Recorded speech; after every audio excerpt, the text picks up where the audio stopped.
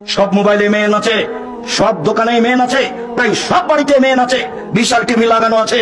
মুরব্বী মানুষ 65-70 বছর বয়স তাহাজ্জুদ পড়ে, তাহাজ্জুদ পড়ার জন্য উঠেছে, অজু করেছে, অজু করে ভাই ওখানে গিয়ে একটু দেখছে, দেখি তো টিভিতে কি আছে। এখন অনুষ্ঠান চালু করার সাথে সাথে বিশাল আকৃতির ল্যাংটা মেয়ে চলে এসেছে। কোথায় তার ইবাদত? সম্মানিত দিনী ভাই বোন, চক্ষু ঠান্ডা করে, কলিজা ঠান্ডা করে উলঙ্গ মেয়ে দেখে জান্নাতের মেয়ে ভোগ করা সহজ নয়। আল্লাহ তাআলা চ্যালেঞ্জ দিয়ে বলেছেন, পৃথিবীর মানুষ শুনে রেখো, জান্নাতের মেয়েরা এত সুন্দরী, জান্নাতের মেয়েরা এত সুন্দরী, তারা এত সুন্দরী, ওদেরকে দেখে মনে হবে ঝিনুকের মধ্যে লুকানো মুক্তা। ওদেরকে কোনোদিন মানুষ স্পর্শ করেনি, ওদেরকে কোনোদিন জিন স্পর্শ করেনি। ওদের মাথার চুল হবে লম্বা লম্বা, কোঁকড়া কোঁকড়া, কুচকুচে কালো। ওদের কোনোদিন পেশাব হবে না, ওদের কোনোদিন পায়খানা হবে না, ওদের কোনোদিন হাইজেনে ফাঁস হবে না। সম্মানিত দিনী ভাই বোন, তাদের রূপ চেহারা আল্লাহ তাআলা কোরআন মাজিদে বিভিন্ন ভাবে নকল করেছেন। ওদের চক্ষু হবে টানা টানা, লম্বা লম্বা, ডাগর ডাগর।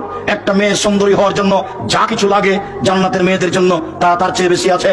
তাই তো আব্দুল্লাহ ইবনে আব্বাস বলেন, আল্লাহর নবী বলেছেন, ইয়া ইবাদিয়াস সালিহিনা, আল্লাহ তাআলা বলেন হাদিসে কুদসি, হে আমার দাস দাসী পুরুষ নারী, মনে রাখো আমি তোমাদের জন্য জান্নাতে এমন কিছু রেখেছি, নারী হিসাবে, খাদ্য হিসাবে, শুয়ে থাকার জন্য, খাওয়ার জন্য ফলমূল এমন কিছু করেছি মানুষের চোখ কোনোদিন দেখেনি, এমন কিছু করেছি মানুষের কান কোনোদিন শোনেনি, এমন কিছু করেছি মানুষের অন্তর কোনোদিন ভাবেনি।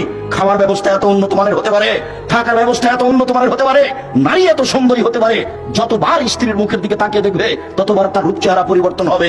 এই কথা মুহাম্মদ সাল্লাল্লাহু আলাইহি সাল্লাম বলেছেন। মানুষ দেখেছে আগ্রার তাজমহল, মানুষ এই চোখে দেখেছে আপনার কলকাতার ঝুলন্ত ব্রিজ, মানুষ এই চোখে দেখেছে আপনার ওই ইরাকের ব্যাবিলনের ঘন্টা, মানুষ দেখছে এই চোখে মোবাইল, আরো কিছু দেখবে। এরপরে যা কিছু দেখছে জান্নাত তার চেয়ে ভিন্ন। মানুষ শুনেছে 2 কানে দত্তরাজের কাহিনী, এরপরেও জান্নাত এর চেয়ে ভিন্ন, যেটা মানুষ কোনোদিন শুনেনি। এরপরেও মানুষের অন্তরে অনেক কিছু ভাবে, পাখা থাকলে উড়ে যেতাম আকাশে, মদিনায় যেতাম। মানুষ অনেক কিছু ভাবে। আল্লাহর নবী বলছেন, হাদিস বুখারী মুসলিম, জান্নাত এমন কিছু যেটা মানুষের অন্তর ভাবতে পারে না।